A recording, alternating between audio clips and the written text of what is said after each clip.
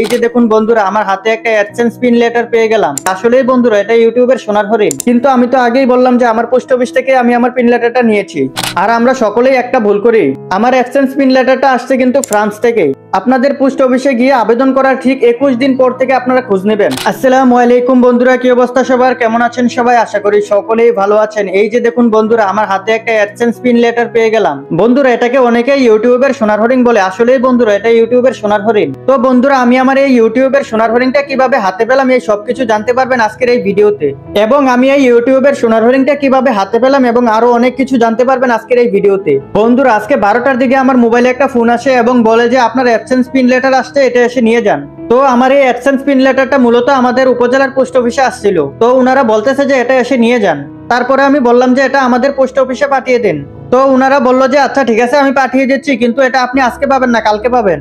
তারপরে আমি বললাম যে আচ্ছা ঠিক আছে, আমি কালকে এটা নিব। কিন্তু আলহামদুলিল্লাহ আজকে 2টার মধ্যে আমাদের পোস্ট অফিস থেকে আমাকে ফোন করে বলে যে আপনার অ্যাডসেন্স পিন লেটার আসছে, এটা এসে আপনি নিয়ে যান। তো আমাদের গ্রামের পোস্টম্যান যিনি, ওনার আমি নাম্বারটা রেখেছিলাম এবং কি আমার নাম্বারটাও ওনার কাছে রেখে দিয়েছিলাম, যেন এটা আসলে আমাকে ফোন দিয়ে এটা দিয়ে দিতে পারে। যদিও অ্যাডসেন্স পিন লেটারের নাম্বার দেওয়া ছিল, তারপরেও আমি ওনার সাথে আমার কন্ট্যাক্ট নাম্বার দিয়ে রেখেছিলাম। তো আপনারা যারা অ্যাডসেন্স পিন লেটারের জন্য আবেদন করবেন, যখন আপনি আবেদন করবেন তখন তো নাম্বার দেওয়াই থাকবে। আপনাদের পোস্ট অফিসে গিয়ে আবেদন করার ঠিক 21 দিন পর থেকে আপনারা খোঁজ নেবেন। যদি দেখেন যে 21 দিন পরেও আসে নাই, তাহলে ভাববেন না যে এটা আসবে না। আমারটা আসতেও কিন্তু 38 দিন লেগেছে। এটা আসতে একটু সময় লাগবে, কারণ এটা বাহিরের কান্ট্রি থেকে আসে।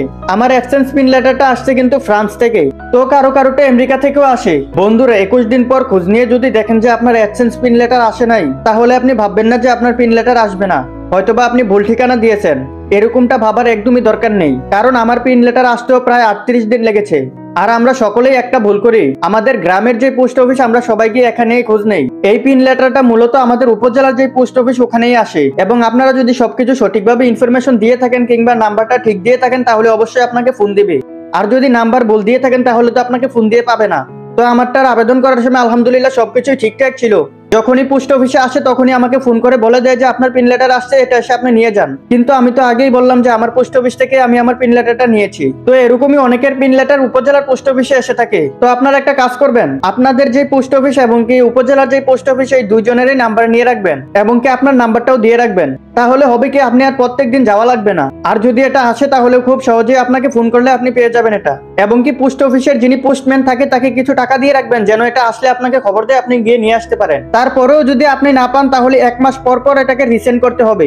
আর এরকম রিসেন্ড করার আপনি 4বার অপশন পাবেন। তো বন্ধুরা, এদিকে আর বেশি কথা না বাড়াই, আপনারা তো বুঝতেই পারলেন আমি আমার অ্যাডসেন্স পিন লেটারটা কিভাবে হাতে পেলাম। তো চলুন এখন এটাকে আমরা খুলে দেখি। চলুন আপনারাও দেখেন এটার মধ্যে কি আছে। বিসমিল্লাহির রহমানির রহিম।